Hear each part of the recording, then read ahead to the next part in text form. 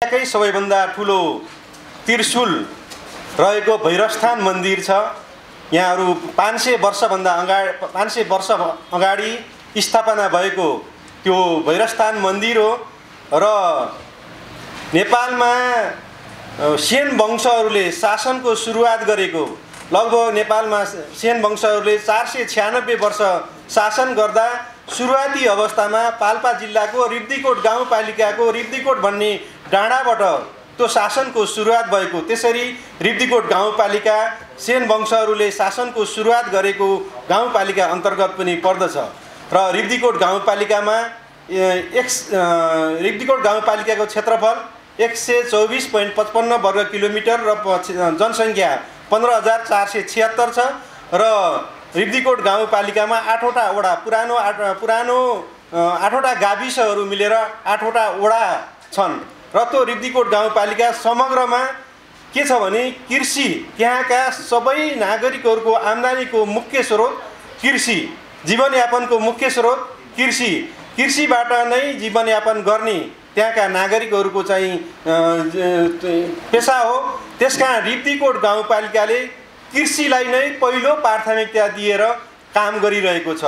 रिब्दीकोट गाउँपालिकाभित्र यदि कुनै पनि नागरिकले, सक्षम नागरिकले, बलियो नागरिकले प्रत्येक दिन 8 घण्टा काम गर्दछ भने उसले महिनामा 25,000 रुपियाँ कमाउने र वर्षमा 3 लाख रुपियाँ कमाउन सक्ने खालको वातावरण कृषि क्षेत्रबाट चाहिँ निर्माण भइरहेको छ।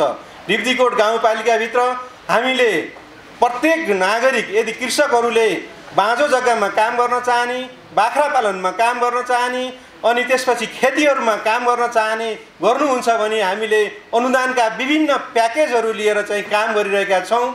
अहिले यहाँहरूले सुन्नुभएको होला रिब्दीकोट गाउँपालिका अकबरे खुर्सानीको हबको रूपमा चाहिँ अगाडि बढिरहेको छ, जसले यो वर्ष मात्रै पाउने 8 करोड बराबरको चाहिँ अकबरे खुर्सानीको चाहिँ निर्यात गर्न सक्षम भएको थियो। हामीले रिब्दीकोट गाउँपालिकाबाट अघिल्लो वर्ष 23 करोड 60 लाख बराबरको कृषि र पशुजन्य उत्पादनहरू बाहिर त्यो पालिकाबाट बाहिर निर्यात गर्न सफल भएका थियौँ। यसपटक 31 करोड 4 लाख बराबरको कृषि र पशुजन्य उत्पादनहरू निर्यात गर्न सफल भइरहेका छौँ। हामी मासुमा आत्मनिर्भर छौँ, टमाटरमा आत्मनिर्भर छौँ। त्यो सबै हामी चाहिँ निर्यात गर्न सकिरहेका छौँ। सुन्तला पनि यहाँहरूले सुन्नुभयो होला, सुन्तला महोत्सव हामीले चाहिँ पहिलो सुन्तला महोत्सव पोहोर साल गरेका थियौँ। अहिले दोस्रो सुन्तला महोत्सव गऱ्यौँ। पहिलो सुन्तला महोत्सव गरेको परिणामस्वरूप तत्कालीन नेपाल सरकारले सुन्तलालाई राष्ट्रिय फल पनि घोषणा गरेको थियो। हामी निकै गर्वित पनि भएका थियौँ। यसरी कृषिको क्षेत्रमा हामीले रिब्दीकोट गाउँपालिकामा केही न केही नमुना काम गर्ने प्रयास गरिरहेका छौँ। अहिले हुन त भर्खरका युवाहरू अझै कृषिप्रति आकर्षित हुनुहुन्न, तर त्यहाँ बसेका लगभग 40-50 वर्षका पुरुषहरू र महिलाहरू, आम महिलाहरू अहिले चाहिँ पैसा चाहियो भने आफ्नो बारीमा गएर केही टिपेर चाहिँ पैसा बनाउन सक्ने खालको चाहिँ अवस्था रिब्दीकोट गाउँपालिकामा तयार भएको छ। यसरी हामीले कृषिको क्षेत्रमा एउटा नमुना काम गरिरहेका छौँ भनेर हामीले चाहिँ भन्न सकिरहेका छौँ। हामीले कृषिलाई प्राथमिकता दिँदै पनि हामीले अर्को नीति कृपया, हाम्रो चाहिँ कृषि पहिलो नीति हो र त्यसपछि हामीले पर्यटनलाई पनि उत्तिकै महत्त्व दिएका छौँ। रिब्दीकोट गाउँपालिका यस्तो पर्यटकीय स्थल छ, यस्तो पर्यटकीय ठाउँ छ जहाँ चाहिँ धार्मिक पर्यटन, भैरवस्थान, जलेश्वर, कालिकागढी लगायत धेरै प्रत्येक टोलमा मन्दिरहरू भएको त्यस्तो खालको चाहिँ गाउँपालिका हुनुको साथसाथै यो रिब्दीकोट गाउँपालिकाको एउटा डाँडाबाट दक्षिणतिर फर्किने भने हिमालको समथर भूभागहरू देखिन्छ। अर्कोतिर यदि हामी उत्तरतिर त्यहीँ बसी उत्तरतिर फर्क्यौँ भने हामीले धेरै ठुलो हिमाली रेन्जहरू देख्न पाइन्छ। त्यस्तो खालको धार्मिक र पर्यटकीय हिसाबले पनि असाध्यै आकर्षक र मनमोहक ठाउँहरू छ। त्यसकारण रिब्दीकोट गाउँपालिका हामीले दोस्रो महत्त्वपूर्ण आम्दानीको स्रोत, त्यहाँका नागरिकहरूको आम्दानीको स्रोत पर्यटन हुन सक्दछ भनेर हामीले त्यहाँका निकै पर्यटकीय स्थलहरूलाई चाहिँ आकर्षक ढङ्गले चाहिँ पूर्वाधारका विकास गर्ने कामहरू अगाडि बढाइरहन खोजिरहेका छौँ। चाहे त्यो भैरवस्थानको पूर्वाधारको विकास होस्, चाहे जलेश्वरको पूर्वाधारको विकास होस्, चाहे कालिकागढीको होस्, चाहे सेन वंशले पहिलो पाइला टेकेर शासन गरेको रिङसिङ लेकको विकासको कुरा होस्, चाहे पूर्णाकोटको विकासको कुरा होस्, चाहे सेल्फी डाँडाको कुरा होस्, चाहे 60 झारे छहराको कुरा होस्, चाहे त्यहाँ चाहिँ भएका गुफाहरू र मठ मन्दिरहरूका कुराहरू ती सबै कुराहरूको चाहिँ विकास निर्माण गर्नको लागि पनि रिब्दीकोट गाउँपालिकाले काम गरिरहेको छ। अहिले धेरै जो नजिकको छिमेकी पालिकाहरूबाट अलि टाढाका पालिकाहरूबाट र हाम्रो गाउँपालिकामा कृषि पर्यटनको रूपमा चाहिँ धेरै ठाउँबाट चाहिँ अहिले भ्रमणको रूपमा चाहिँ आउने पनि गरिरहनु भएको छ। हाम्रो त्यहाँ बुटोलबाट ग्रहपुरबाट पनि मान्छेहरू चाहिँ गएर बस्ने खालको त्यस्तो खालको चाहिँ स्टेसन पनि तयार हुँदैछ। हामीले चाहिँ अर्को कुरा चाहिँ यातायात पूर्वाधारलाई पनि उत्तिकै महत्त्व कृपया कृषि पर्यटन र यातायात पूर्वाधारलाई पनि उत्तिकै महत्त्व दिएका छौँ। हामी आउने ताका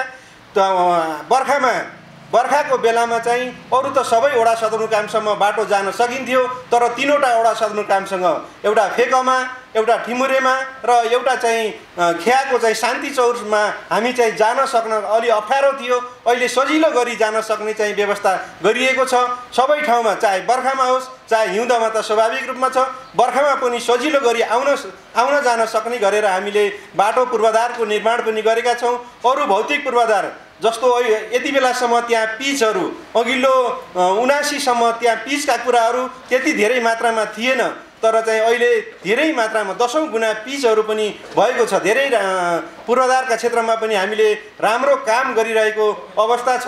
वास्तवमा चाहिँ त्यति हुँदाहुँदै पनि पूर्वाधारको क्षेत्रमा हाम्रो एउटा असाध्यै ठुलो चुनौतीको रूपमा रहेको हारथोक छहरा खण्ड हुन त प्रदेशको गौरवको आयोजनाभित्र त्यो बाटो पर्दछ। त्यो प्रदेशले त्यो बाटोलाई चाहिँ पिच नगरिदिएको कारणले गर्दाखेरि त्यहाँका नागरिकहरूले त्यो बाटोलाई चाहिँ आफ्नो घाँटीमा अड्किएको हड्डीको रूपमा चाहिँ त्यो बाटोलाई लिन परिरहेको छ। असाध्यै त्यो बाटो यात्रा गर्ने नागरिकहरूलाई असाध्यै दुःख भइरहेको छ। हामीले प्रदेश सरकारसँग बारम्बार ताकेता गरिरहेका छौँ, अब त्यो बाटो छिटो निर्माण गरियोस्, छिटोभन्दा छिटो त्यो ठेक्का होस् र काम सुरु होस् भनेर चाहिँ नागरिकको तर्फबाट रिब्दीकोट गाउँपालिकाले, छिमेकी गाउँपालिकाले र त्यहाँका आम नागरिकहरूले एकदमै चासो र चिन्ताका साथ चाहिँ आफ्नो चाहिँ मागहरू चाहिँ प्रदेश सरकारसँग सङ्घ सरकारसँग चाहिँ राखिरहेका छौँ। यति हुँदाहुँदै पनि अझै ठेक्का लाग्न सकिरहेको छैन। मैले यो महत्त्वपूर्ण फोरमबाट चाहिँ फेरि पनि प्रदेश सरकारको त्यो गौरवको आयोजनाभित्र रहेको हारथोक छहरा खण्डको रिब्दीकोट गाउँपालिकाभित्रको त्यो बाटोलाई चाहिँ छिटोभन्दा छिटो निर्माण गर्नको लागि, स्तर उन्नति गर्नको लागि चाहिँ प्रदेश सरकारसँग चाहिँ अनुरोध गर्न चाहन्छु। छिटो ठेक्का भएर त्यो काम अगाडि बढाइयोस् भन्ने चाहिँ अनुरोध गर्न चाहन्छु। र हामीले कृषि पर्यटन यातायात पूर्वाधारको साथसाथै शिक्षा र स्वास्थ्यलाई पनि छुटाएका छैनौँ। प्रत्येक नागरिकहरूले पढ्न पाउने अधिकारलाई हामीले उत्तिकै महत्त्वका साथ चाहिँ हेरेका छौँ। चाहे अहिले हामीले साङ्गीतिक पिटी एकै खालको सबै स्कुलहरूमा एउटै खालको चाहिँ साङ्गीतिक पिटी को चाहिँ अभ्यास गरेर, चाहे खेल शिक्षक राखेर चाहिँ त्यो आत्मरक्षाका तालिमहरू विद्यार्थीहरूलाई आत्मरक्षाका तालिमहरू दिएर होस्, चाहे त्यो महिला शिक्षक सुत्केरी हुँदाखेरि त्यो विद्यार्थीहरूले पढ्न नपाउने अवस्था सिर्जना नहोस् भनेर सट्टा शिक्षाको भर्ना गरेरसम्म पनि हामीले त्यो शिक्षा क्षेत्रमा कुनै खालको चाहिँ कमी कमजोरी नहोस् भनेर पनि पाइलाहरू अगाडिहरू बढाइरहेका छौँ। नयाँ पाठ्यक्रम स्थानीय पाठ्यक्रमहरू पनि निर्माण गर्ने क्रममा रहेका छौँ र शिक्षा क्षेत्रमा अब केही रिजल्टहरू देखिने गरेर, केही सकारात्मक परिणामहरू देखिने गरेर चाहिँ त्यहाँबाट काम भइरहेको कुरा म अनुरोध गर्न चाहन्छु। त्यस्तै गरी स्वास्थ्यको क्षेत्रमा हामी आउने ताका 11 ठाउँबाट दिइरहेको स्वास्थ्य सेवालाई अहिले हामीले 15 ठाउँबाट चाहिँ त्यो स्वास्थ्य सेवाहरू दिइरहेका छौँ। जनताले अथवा नागरिकले पाउनुपर्ने आधारभूत स्वास्थ्य सेवामा रिब्दीकोट गाउँपालिका सचेत छ र यदि आधारभूत स्वास्थ्य सेवा हामीले घर घरमा गएर पनि उपलब्ध गराउने, त्यहाँ आउने नागरिकहरूलाई पनि उपलब्ध गराउने खालको चाहिँ अभ्यास गरिरहेका छौँ। यति मात्रै नभएर वर्षमा 2-3 पटक हामीले विशेषज्ञ स्वास्थ्य सेवा पनि शिविरहरूको माध्यमबाट चाहिँ आम नागरिकहरूलाई चाहिँ विशेषज्ञ स्वास्थ्य शिविरहरू मार्फत चाहिँ पनि स्वास्थ्य सेवा दिइरहेका छौँ।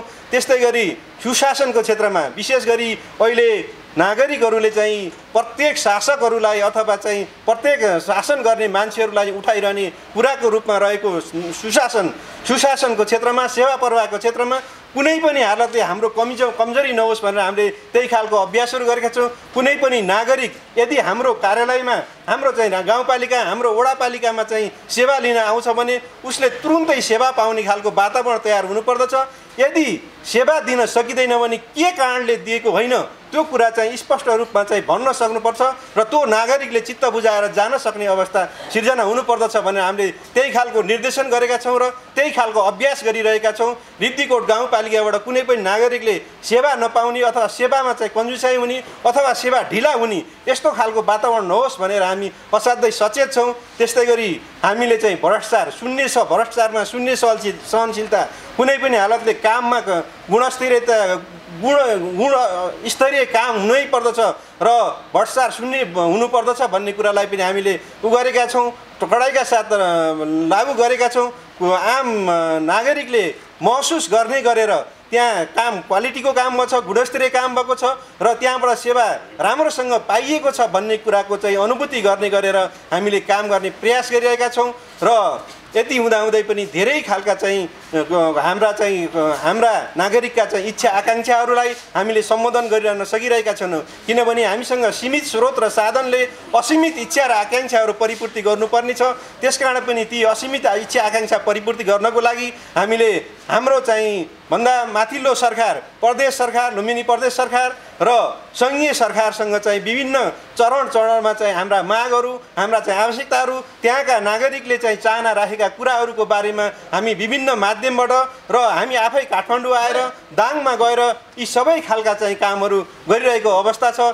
र हामीले नागरिकलाई सन्तुष्ट हुन र नागरिकलाई त्यहीँ बस्ने खालको अवस्था सिर्जना गर्नको लागि गर्नुपर्ने, जनप्रतिनिधिबाट गर्नुपर्ने सबै खालका काम गर्ने प्रयत्न 12 घण्टा मात्रै होइन 24 घण्टा जति बेला पनि जनप्रतिनिधि खटेर काम गरिरहेको अवस्था छ। र यति हुँदाहुँदै पनि अहिले विशेष गरी युवाहरूलाई हामीले चाहिँ हाम्रै ठाउँमा, हाम्रै गाउँमा काम गराउन सकिरहेका छैनौँ। सबै युवाहरू चाहिँ हाम्रो यहीँ बस्ने खालको वातावरण तयार गर्नको लागि चाहिँ अब यो सकारात्मक भावना यहाँ केही भएन, केही हुँदैन यस्तो खालको भावना होइन, यहाँ केही हुन्छ। आजभन्दा 20-25 वर्ष अगाडि कसैको घरमा टोयलेट थिएन, कसैको घरमा पानीको धारा बिजुली थिएन, कसैको घरमा चाहिँ बाटो थिएन, कसैको शिक्षा थिएन, स्वास्थ्य थिएन, केही कुराहरू थिएन। 25-30 वर्ष अगाडि त्यस्तो अवस्था थियो। अहिले ती सबै कुरा, सबैको घरमा टोयलेट छ, पानी छ, धारा छ, बिजुली छ, अनि त्यसपछि बाटो छ, शिक्षा छ, स्वास्थ्य छ र सरकार जति बेला पनि नागरिकले काम गर्न चाहेको बेलामा सरकार उपस्थित छ र पनि केही भएन भन्ने खालको एउटा युवाहरूमा चाहिँ यस्तो खालको धारणा बनिरहेको छ। त्यसलाई हामीले चाहिँ घटाउनु पर्दछ। एउटा नेगेटिभिटीले चाहिँ नकारात्मकताले सगरमाथाका उचाइ नागिसकेको छ। त्यसलाई हामीले सकारात्मक तरिकाले सोच्ने, सकारात्मक तरिकाले गर्ने यहाँ हुँदैछ। हाम्रा सीमित स्रोत र साधनलाई सरकारी संयन्त्रहरूले र आम सामाजिक सत्ताहरूले पनि काम गर्न खोजिरहेका छन्, गर्न प्रयास गरिरहेका छन्। त्यसमा हाम्रो पनि सहभागिता रहनु पर्दछ भनेर आम नागरिकले भन्ने वातावरण तयार गर्न पनि हामीले पर्दछ। मलाई यिनी कुराहरू राख्दै मैले त्यहाँ रिब्दीकोट गाउँपालिकामा यहाँहरू आदरणीय उपस्थित पत्रकारज्यूहरू र आम यो माध्यमबाट सुनिरहेका सबै नागरिकहरूलाई अनुरोध गर्न चाहन्छु, रिब्दीकोट गाउँपालिकामा एकचोटि तपाईँ भ्रमण गर्न आउनुहोस्। त्यहाँको चाहिँ वस्तुस्थिति बुझ्न आउनुहोस्। त्यहाँ भएका विकास निर्माण कुराहरू, त्यहाँ भएका समस्याहरू, त्यहाँको चाहिँ एउटा धार्मिक आस्थाका हिसाबले, पर्यटकीय आस्थाका हिसाबले त्यहाँ आएर 2-3 दिन बसेर चाहिँ आनन्दको चाहिँ अनुभूति गर्ने, स्वर्गीय आनन्दको अनुभूति गर्ने खालको वातावरण तयार गर्ने काम हामीले गर्नेछौँ। आउनुहोस् भन्ने कुरा पनि म यहाँहरूसँग राख्न चाहन्छु। केही समय अगाडि 1-1.5 वर्ष अगाडि हामीले एउटा विपन्न वर्गलाई अभिमुखीकरण कार्यक्रम गरेका थियौँ। विपन्न वर्गलाई अभिमुखीकरण कार्यक्रम गर्ने भन्दाखेरि हामीले चाहिँ त्यो बिहानदेखि बेलुकासम्म चाहिँ काम गर्ने नागरिकहरू जसले आफ्नो स्वास्थ्यको बारेमा कुनै चिन्ता र चासो नगरिकन काम गर्नुहुन्थ्यो। बिहान यति रक्सी खाने, त्यसपछि चाहिँ फेरि चाहिँ काममा जाने, त्यसपछि यति कमाएको फेरि खाने, त्यसपछि साँझतिर चाहिँ बाटैमा हराउने, त्यस्तो खालका नागरिकहरूलाई जम्मा गरेर सम्मान गर्ने, अभिमुखीकरण गर्ने, स्वास्थ्य बिमा गरिदिने कार्यक्रम गरेका थियौँ। त्यो सञ्चारको माध्यमबाट जडिया सम्मान भन्ने कार्यक्रम चाहिँ यहाँहरूले सुन्नुभएको हुँदो। जडिया सम्मान कार्यक्रम भनेर चाहिँ सञ्चारका माध्यमबाट त्यसरी आएको थियो। हामीले वास्तवमा अभिमुखीकरण कार्यक्रम गरेका थियौँ। त्यो कार्यक्रम हामीले चाहिँ त्यसलाई चाहिँ अब समाज सुधारको लागि चाहिँ केही कार्यक्रम गर्नुपर्दछ भनेर गरिरहेका थियौँ। लगभग चाहिँ त्यो कार्यक्रम 40 लाखभन्दा बढी मान्छेहरूले पनि हेर्नुभएको थियो। सायद यहाँहरूले पनि त्यो हेर्नुभएको हुँदो। त्यो त्यही रिब्दीकोट गाउँपालिकामा भएको थियो र त्यस्ती नागरिकहरू अल्प आयुमै बित्ने, 27 देखि 37-38 वर्षको बिचमा त्यस्तो खालका चाहिँ नागरिकहरू बित्ने अथवा उहाँहरूले मृत्युवरण गर्नुपर्ने, परिवार अस्तव्यस्त, अनि त्यसपछि त्यो छोराछोरीहरूको कुनै टुङ्गोबुङ्गो नभएको यस्तो खालको नागरिकहरूलाई जम्मा गरेर सम्मान गर्ने, अभिमुखीकरण गर्ने, स्वास्थ्य बिमा गरिदिने र उहाँहरूलाई चाहिँ विकास निर्माणमा सँगसँगै हातेमालो गर्न सकिन्छ कि भनेर अभिमुखीकरण कार्यक्रम गरेका थियौँ। त्यो कार्यक्रम पनि त्यही रिब्दीकोट गाउँपालिकामा भएको थियो। म यति कुरा भन्न चाहन्छु। र त्यहाँ आइसकेपछि रिब्दीकोट गाउँपालिकामा हामीले आइसकेपछि यो 34 महिनाको पिरियडमा एक दिन पनि हामीले चाहिँ समय खेर फालेका छैनौँ। प्रत्येक दिन त्यहाँका नागरिकलाई कसरी हामीले चाहिँ बढीभन्दा बढी सेवा दिन सकिन्छ, त्यहाँको बढीभन्दा बढी विकास र निर्माणमा खट्न सकिन्छ भनेर हामी प्रत्येक दिन लागिरहेको कुरा म अनुरोध गर्दै यो महत्त्वपूर्ण अवसरको लागि रिपोर्टर्स क्लबलाई धेरै धन्यवाद दिन चाहन्छु। ऋषि सरले हामीलाई यो अवसर दिनुभएको छ, म उहाँलाई पनि धन्यवाद दिन चाहन्छु, आभार व्यक्त गर्न चाहन्छु।